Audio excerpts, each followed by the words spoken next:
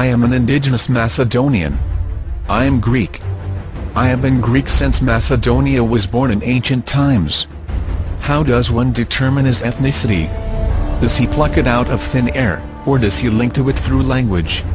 Through culture? Through history? Or the land he inhabits?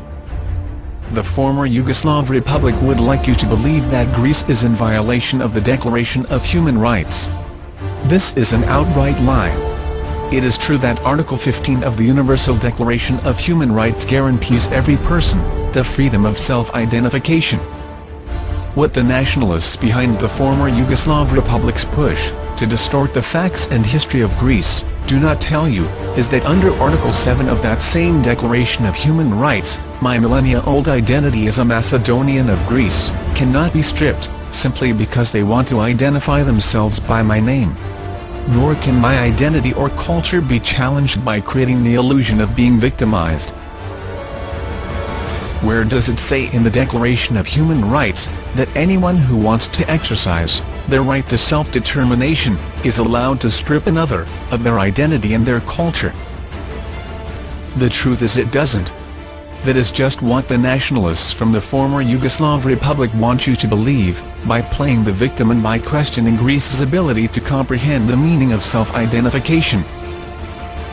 If the propagandists of the former Yugoslav Republic are as knowledgeable as they claim, then why do they not mention Article 7 of the United Nations Draft Declaration, which protects an existing nation's identity, culture and land?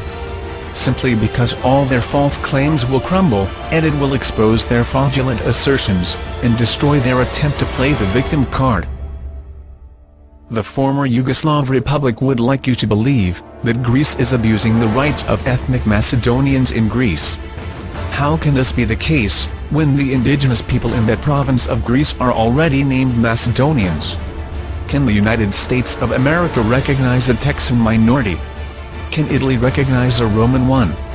Do a handful of people, playing on words and making more noise than the majority, constitute truth? Where is the proof of numbers of minority they speak of, when the Slavophone people of Greece have openly declared that they are of Greek ethnicity?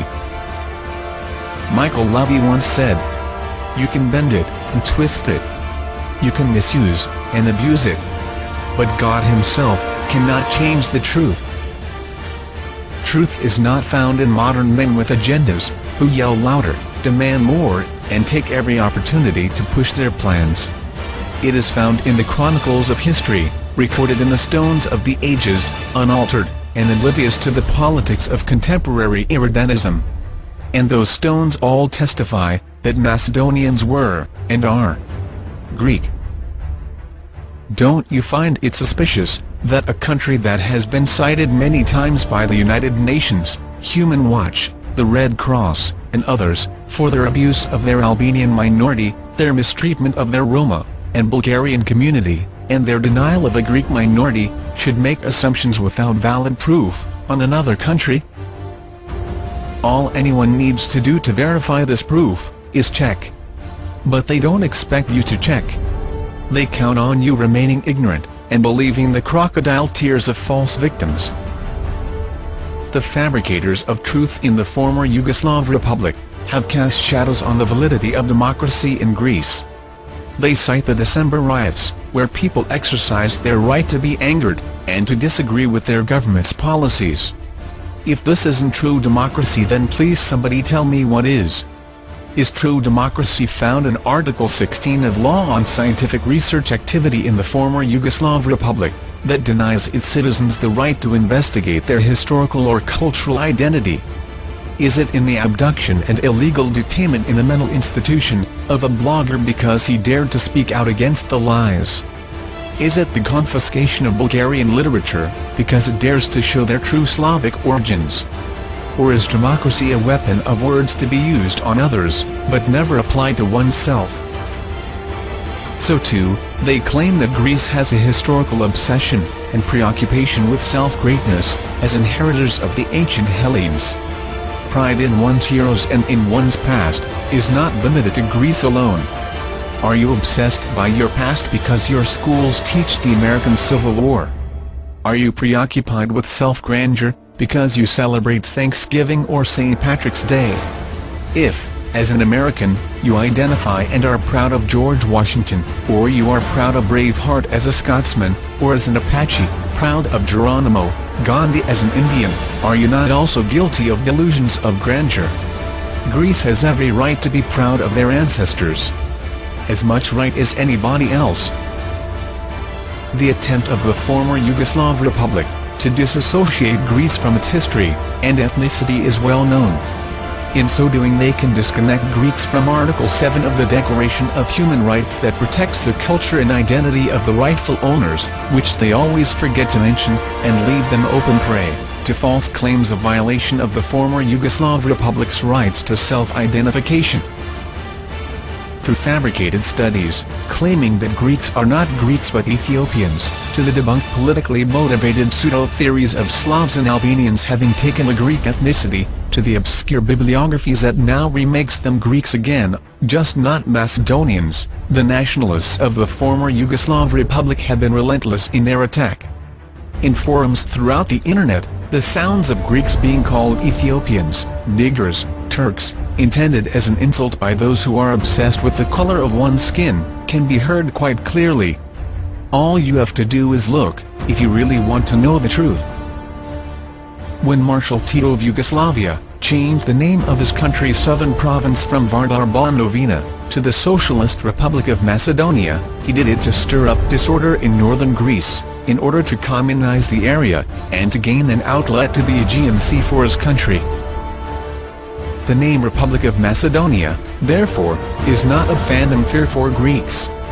It is linked with a deliberate plan to take over a part of Greek territory that has had a Greek identity for more than 4 millennia.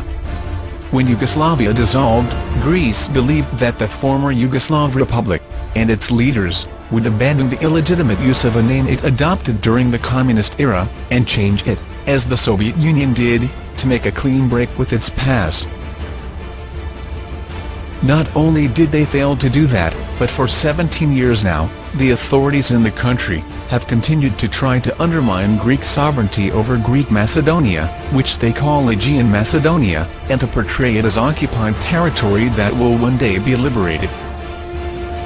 While government leaders declare that they have no designs on Greek territory, they refuse to remove such claims from textbooks, speeches, articles, maps and national documents. In fact, by insisting on the name Tito gave the area, they perpetuate the goal he pursued. Who is then unreasonable? The people with a valid link, through history, through language, through etymology and consciousness, living in the land that has always been Macedonia, who have so far given over the use of part of their historical name to keep the peace. Who has an agenda? An unrelated Slavic people, who speak an unrelated Bulgarian dialect, living in an area that was a conquest of the Macedonian Greeks, but never Macedonia proper. Who have an age-old history of territorial aspiration. Who incites their people to nationalistic fervor and expansionist ideas.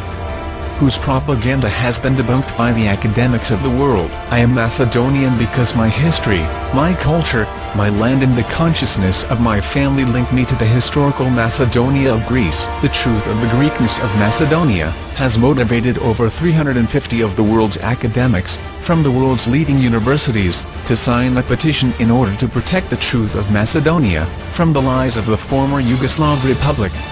The truth of the Greekness of Macedonia motivated Barack Obama to initiate Resolution 300, calling on the ceasing of the propaganda and irrelentless policies of the former Yugoslav Republic, against the cultural history, integrity, and land of Greece and its people.